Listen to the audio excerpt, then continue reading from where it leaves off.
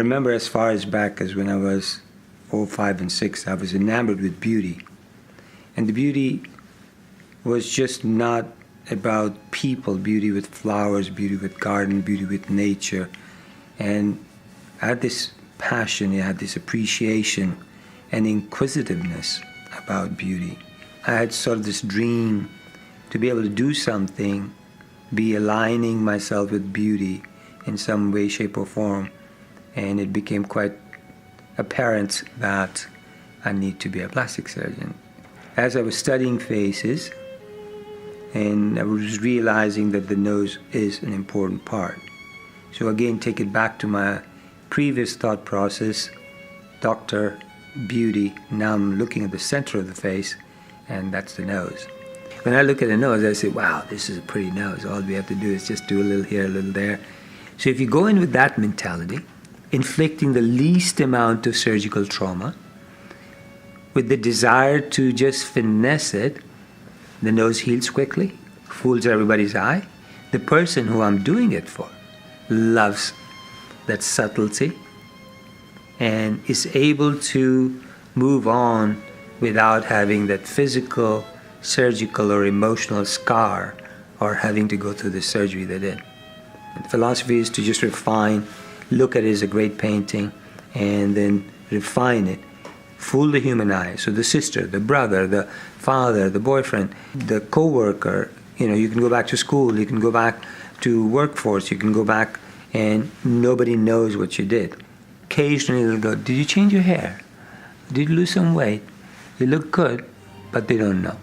And that's the emotion I want to evoke from my patients, friends, and family. Most of the patients, they're blown away. They go, I saw this doctor and he want to take my rib out. And it was a 6-hour operation, 3 weeks of healing, and I go, you don't need a rib. All you need is a little bump shape. What do you need a rib for? Oh, he wants to do a graft here and a graft here and a graft there. I said, you don't need it. More grafts you put, more chances of grafts moving and turning and extruding and getting infected and having a scar. Nose is what takes life from our atmosphere. The leaves, the plants, the trees, they're pouring out oxygen every morning into our atmosphere. That's what we need to breathe. Every cell in our body needs oxygen. Where do you get oxygen? Through your nose. The studies have shown that the oxygen pumped through the mouth does not go into the lungs with the same concentration and certain purity like the one which goes through the nose.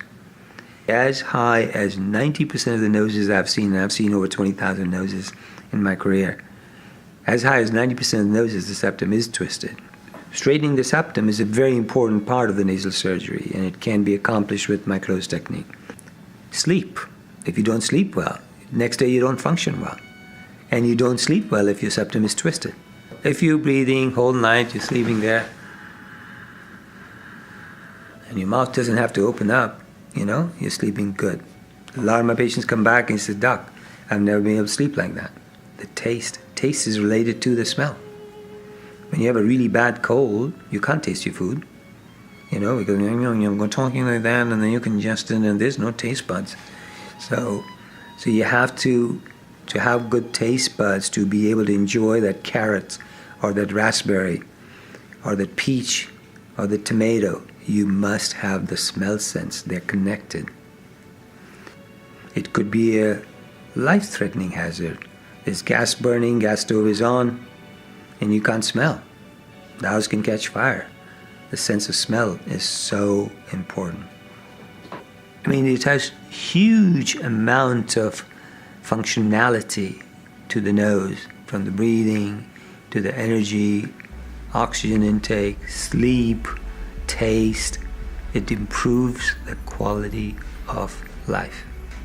I'm on a mission to get some young doctors and some professors, and my topic being finesse, subtle, close rhinoplasty.